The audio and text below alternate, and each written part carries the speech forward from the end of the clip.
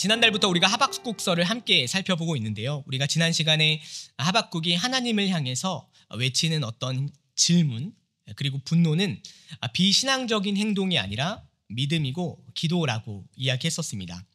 하박국은 특별히 이런 사람들을 대표하는데요.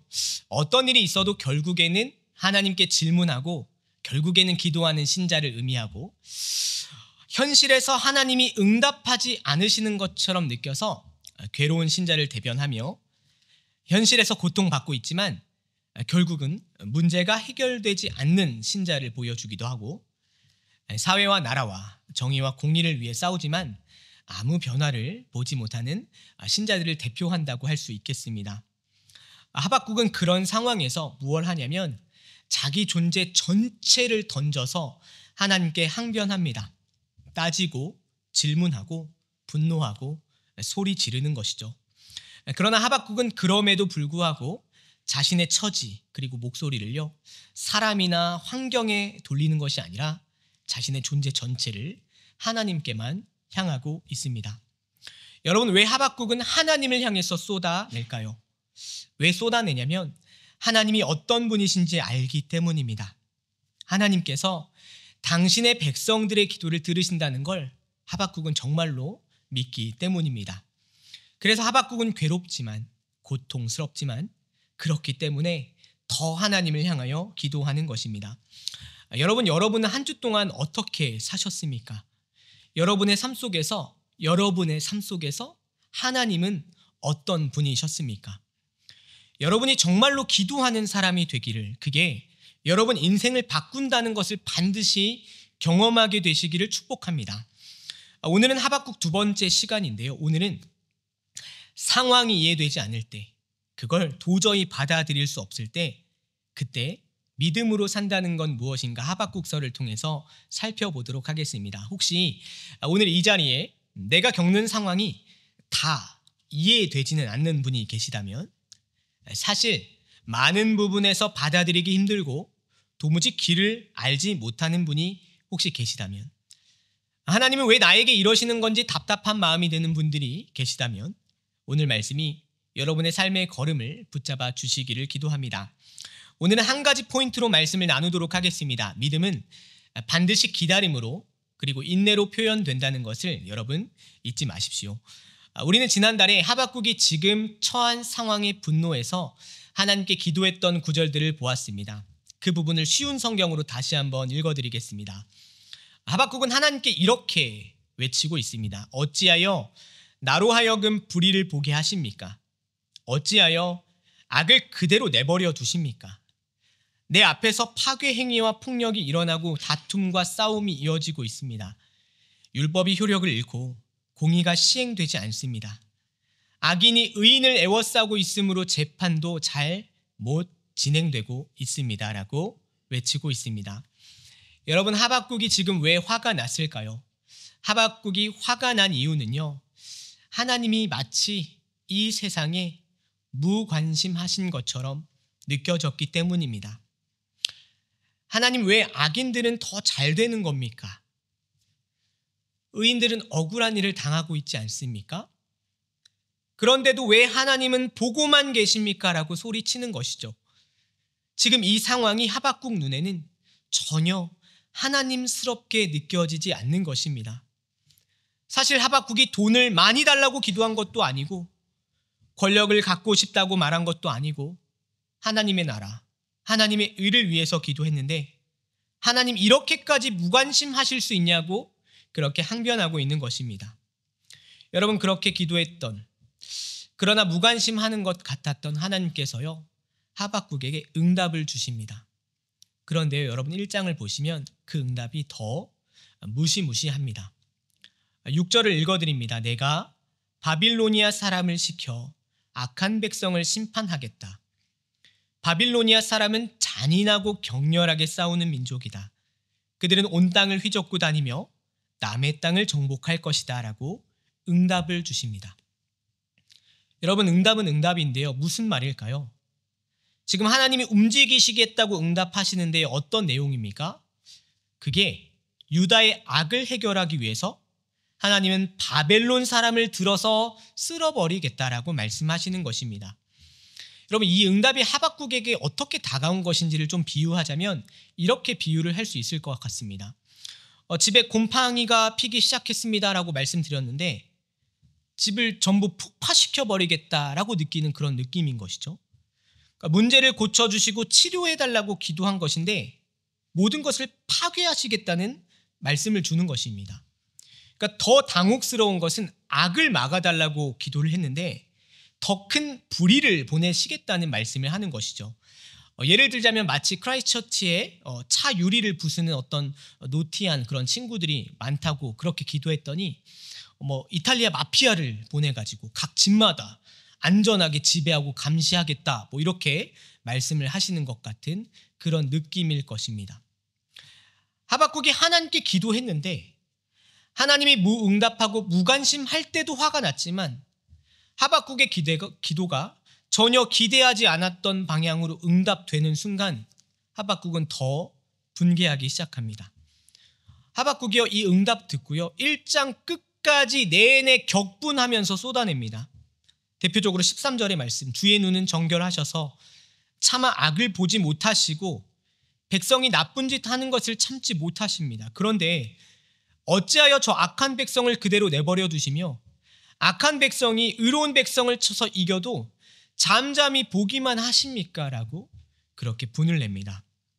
여러분은 하박국서를 읽으면서 이런 하박국의 하나님을 향한 태도를 보면서 여러분은 어떤 생각이 드십니까? 이런 놈이 다 있어 라는 생각이 드시나요? 야, 얘가 하나님 무서운 줄을 모르네 라고 말할 수 있겠습니까? 여러분, 저는 그렇게 말을 할 수가 없습니다. 저도 사역을 하면서 제가 느끼는 어느 시점에 어느 지점이 하박국의 그 지점과 맞닿아 있다는 걸 경험하기 때문입니다. 한국에서 10년 동안 두 도시에서 사역을 했는데요.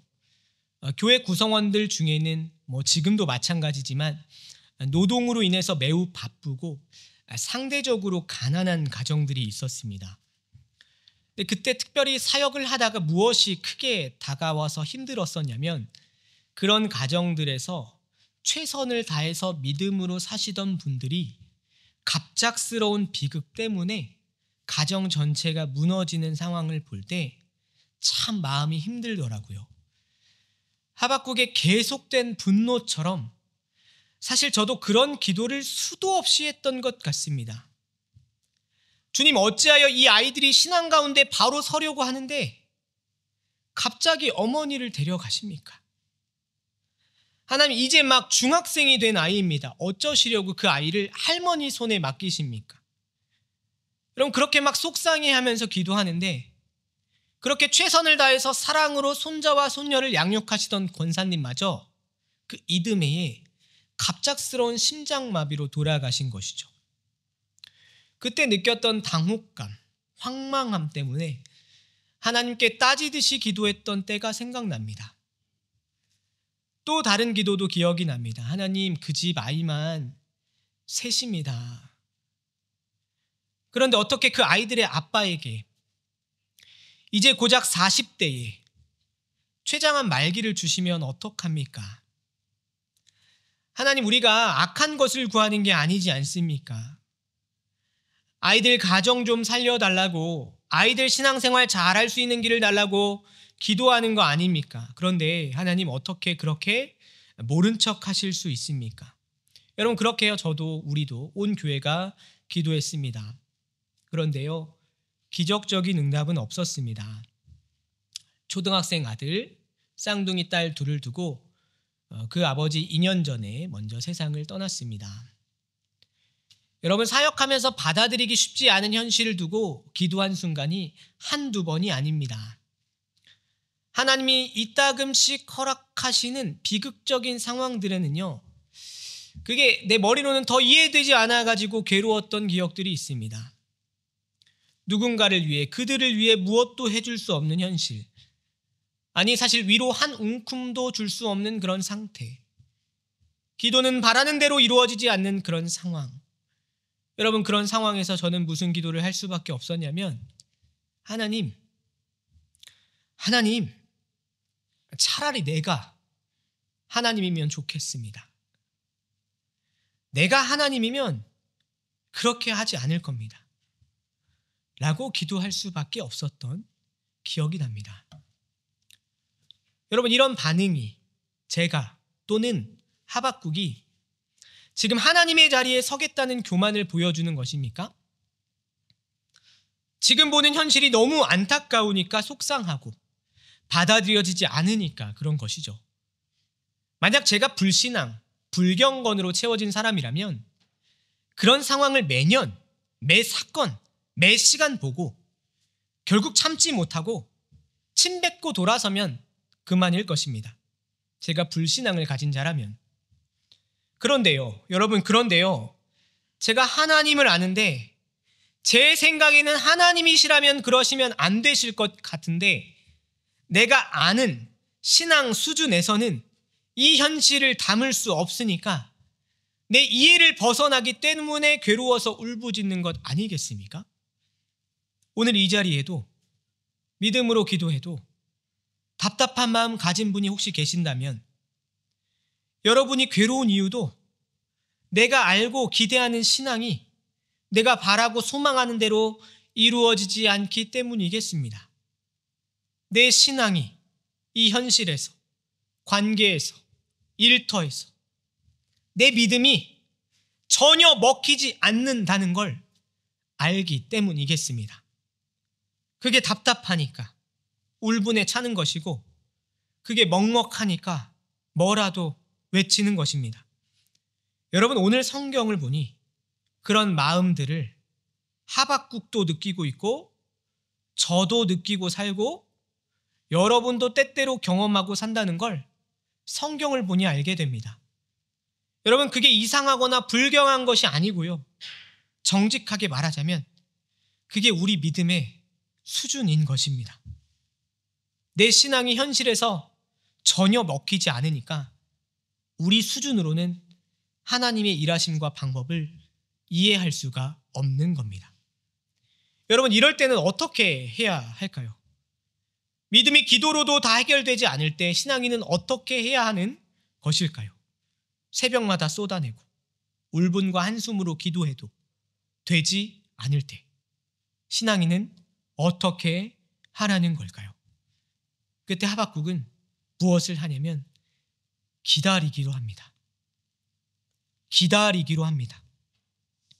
기다림, 곧 기다림을 결심합니다. 여러분, 무슨 일 때문이었는지 어떤 계기가 있었는지는 모르지만 하박국 선지자는 매우 중요한 결심을 하고 있습니다. 그게 오늘의 본문입니다. 내가 내 파수하는 곳에 서며 성루에 서리라. 그가 내게 무엇이라 말씀하실는지 기다리고 바라보며 나의 질문에 대하여 어떻게 대답하실는지 보리라 하였더니라고 기록되고 있습니다.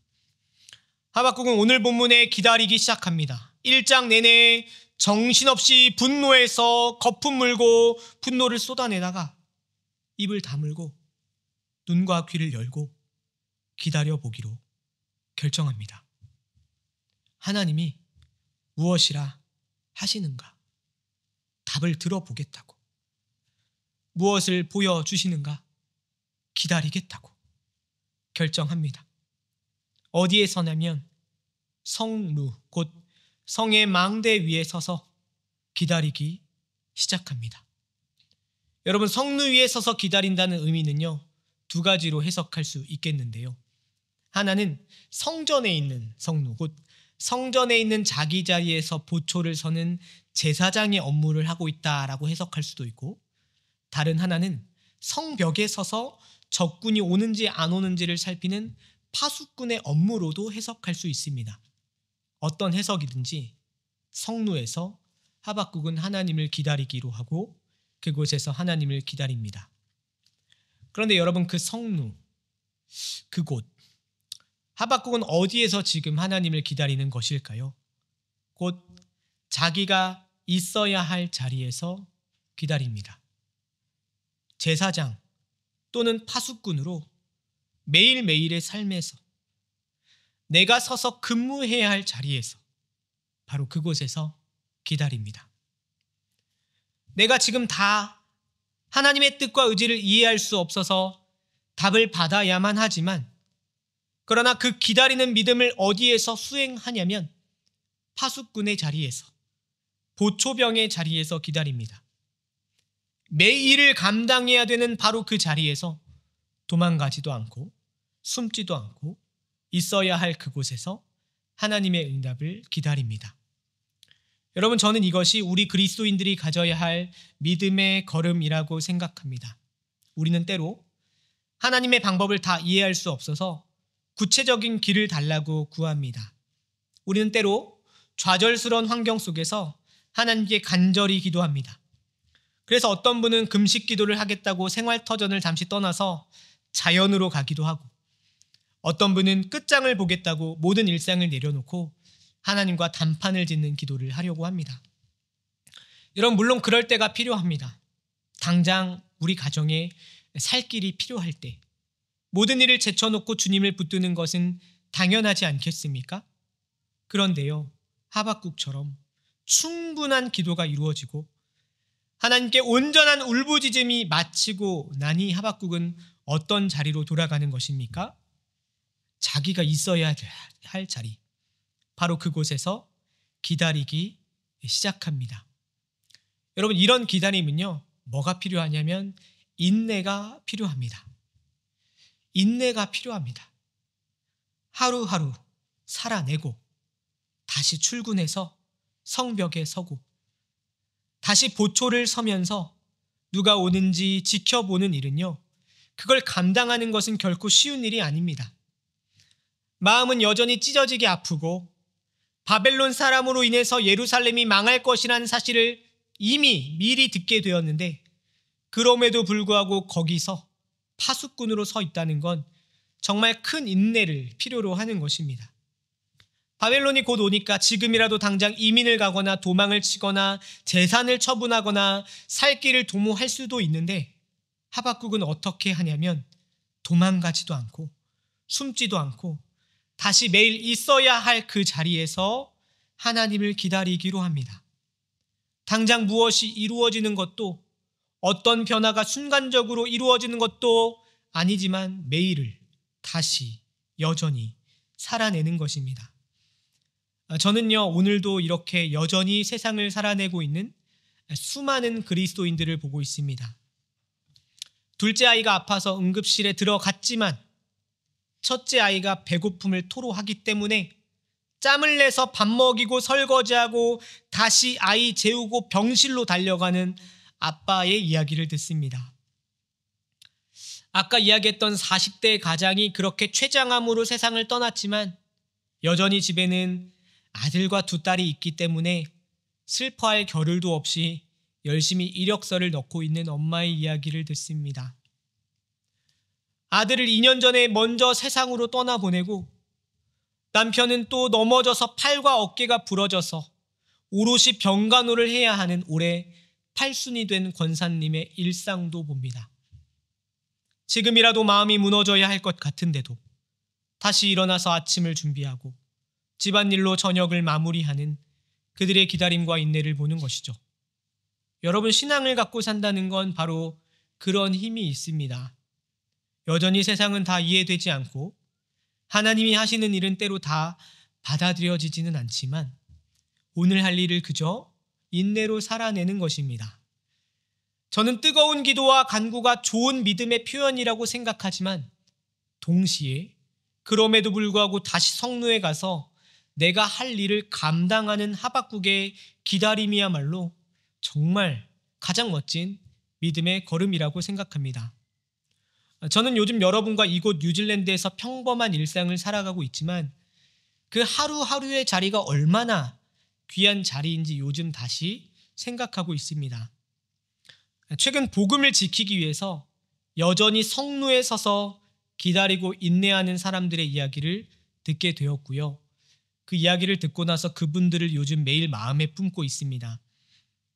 제가, 그리고 우리가 가진 하루하루의 일상과 예배가 얼마나 중요한 것인지 그분들 이야기를 들으면서 재차 확인하고 있습니다. 지난 10월 9일 중국 정부가요, 6개 도시를 급습해서 대대적으로 중국 가정, 곧 지하교회 주요 지도자 30명을 구금하였습니다. 그중에 김명일 목사님이라는 조선족 목사님이 계신데요. 그분이 섬기는 교회가 어디냐면 베이징 시온교회입니다. 근데 2007년에 20명이 안 되는 인원으로 시작했다가 10년 만에 1,500명의 가정교회로 성장했는데요.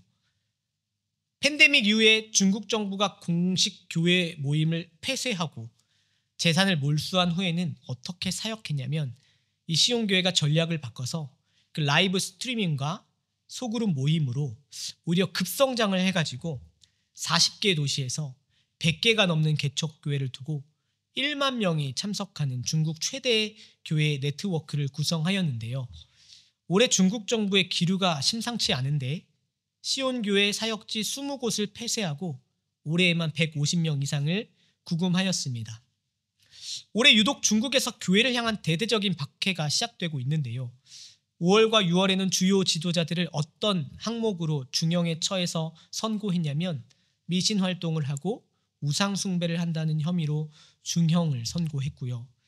그러다가 지난 2주 전에 10월 9일과 10일 양일간에 걸쳐서 가장 큰 규모의 가정교회 지도자 30명을 대대적으로 구금하게 된 것입니다.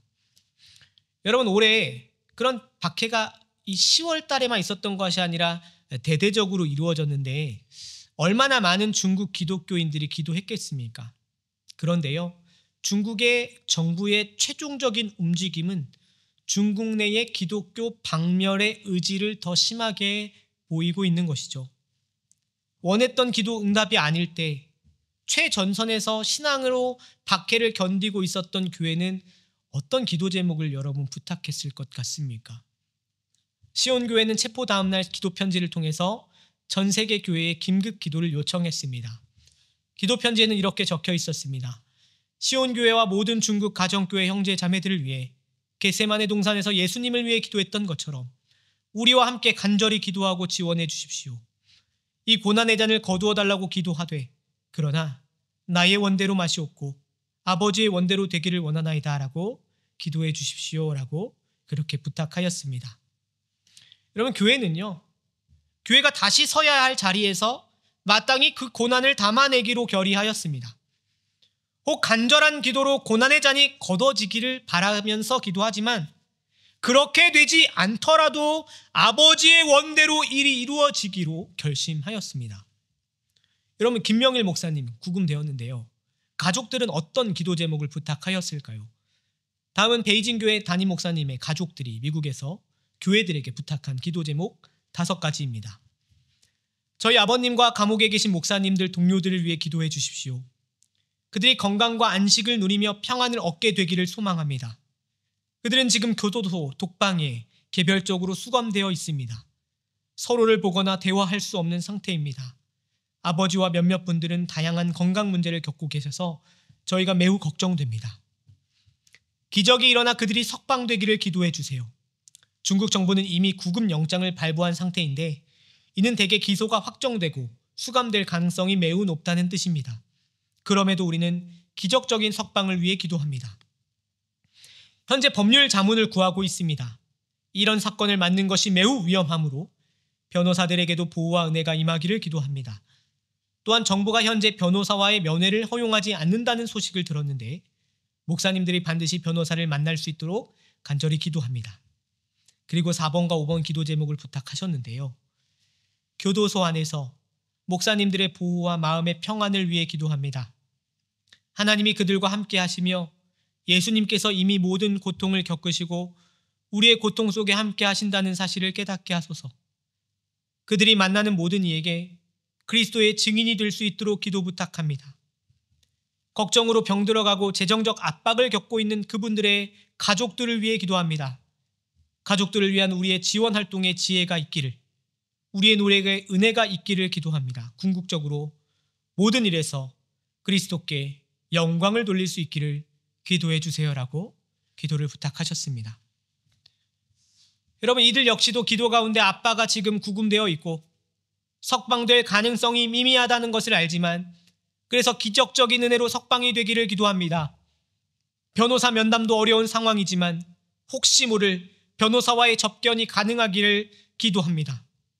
그러나 가족들 역시 결국은 무엇을 기도하냐면 성로에 서서 이 모든 일에서 그리스도의 증인이 될 수 있기를 기도 부탁하고, 지금 어려움을 겪고 있지만 궁극적으로 모든 일에서 그리스도께 영광을 돌릴 수 있기를 기도하고 있습니다. 이를 해결해 달라고 기도하는 것이 아니라 그곳에서 그리스도인이 되게 해달라고 기도하고 있습니다. 기적이 이루어지지 않더라도 이 상황을 통해서 그리스도가 전파되고 주님께 영광이 되기를 기도 부탁하고 있습니다. 여러분, 그렇습니다. 간절한 기도 후에는 무엇이 찾아오냐면 기다림이 찾아옵니다.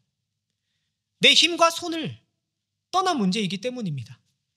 그러나 그 기다림에는요, 무응답하시는 하나님에 대한 실망이 아니라 마땅한 때에 하나님의 방법으로 일하실 그분을 향한 믿음으로 인내하는 그런 기다림이라고 할 수 있겠습니다. 서운함, 실망이 담긴 어떤 포기하는 기다림이 아니라 기다림에 인내를 담은 믿음이 그 기다림에 나타나고 있는 것입니다. 우리가 하루하루를 살아가는 것이 매우 평범하고 지극히 당연하게 느껴지는 일상을 사는 것 같지만요, 여러분, 그렇지가 않습니다. 우리는 사실 매일 성루에 서서 단 하루를 사는 것에도 바로 이런 믿음이, 이런 기다림이, 이런 인내가 담겨야 하는 것입니다. 왜 그렇습니까? 내 뜻과 지혜는 미약하지만 하나님 그분의 뜻과 약속은 신실하시기 때문입니다. 왜 중국 지하 교회는 기도하고 기다리며, 왜 가족들은 남편과 아내의 구금을 지켜보며 기도를 부탁하고 기다리고 있을까요? 이런 상황이 이해가 되고 너무 합리적이고 참을 만하기 때문에 기다리고 있는 것일까요? 이렇게까지 상황이 내몰린 것이 너무 익숙하고 이해가 되어서 기다리고 있는 것일까요? 그렇지 않습니다. 믿음은 그럼에도 불구하고 다시 파수꾼의 자리에 올라가는 것이기 때문입니다. 이해되지 않지만 기다릴 수 있기 때문입니다. 내게 답이 없기 때문에 하나님이 답을 주신다는 믿음이 기다림을 만들어내고, 그 기다림은 반드시 인내로 표현이 되는 것이죠. 로마서 5장 3절과 4절의 말씀. 다만 이뿐 아니라 우리가 환난 중에도 즐거워하나니 이는 환난은 인내를, 인내는 연단을, 연단은 소망을 이루는 줄 알미로다. 아멘. 사랑하는 성도 여러분, 믿음은요, 도피가 아니라 마음을 다 써서 살아가는 겁니다. 그렇기 때문에 지금 다 이해가 되지 않는 모든 상황에 혹시 여러분이 계신다면 바로 주어진 그 자리에서 최선을 다해서 믿음으로, 기다림으로, 인내로 삶을 살아내시기 바랍니다. 삶을 갈아 넣어서 최선을 다해서 일하고 열심히 사랑하고 어떻게든 집안일을 해내고 주신 기회 안에서 잘 자고 꾸역꾸역 잘 먹고 잘 울고 잘 웃고, 아이를 키우면서 하루 종일 집안일에 매달려도 오늘 하루 나 참 잘 버텼습니다 한마디로 기도하고 다시 일어서는 그런 엄마로, 남편과의 말다툼 속에서도 하나님이 세우신 이 가정 그대로 지켜내겠습니다 하는 마음을 다잡는 그런 아내로, 어머니가 한국에 계셔서 늘 그리운 마음으로 영상통화하지만 티내지 않고 기도하는 마음으로 통화를 끊고 마음을 다시 다잡는 그런 자녀로, 자녀의 방황 앞에서 기도 외에는 아무것도 해줄 수 없지만 기다리는 그런 부모의 믿음으로, 그렇게 모두가 각자 주어진 성루에 서서 자신이 맡아야 할 자리에서 잘 감당하면서 기다리는 믿음으로 그 하루를 그렇게 살아가는 것입니다. 도망치지도 않고 도피하지도 않고 숨지도 않고 오늘 일하는 하루를 하나님 앞에 살아내는 것입니다. 언젠가 하나님이 반드시 필요한 역사를 이루어 주실 것이라고 기다리면서 인내하는 것, 그것이 믿음이 완성을 향해 나아가는 또 다른 걸음이구나 라는 사실을 오늘 본문을 통해서 확인하게 됩니다. 여러분, 그렇습니다. 믿음에는 뭐가 필요하냐면 기다림이 필요합니다. 이 상황이 다 이해되기 때문이 아닙니다. 그런데 하나님이 살아계심을 믿기 때문입니다. 여러분의 믿음에 바로 그 기다림이 인내로 담기는 신자가 되기를, 그리할 때 하나님은 정말로 여러분을 통해 그분의 역사를 이루어 가실 것을 믿는 여러분 되시기를 바랍니다. 이 믿음으로 다시 서셔서 오늘도 그 하루의 기다림과 인내를 담는 저와 여러분이 되시기를 예수님의 이름으로 축원합니다.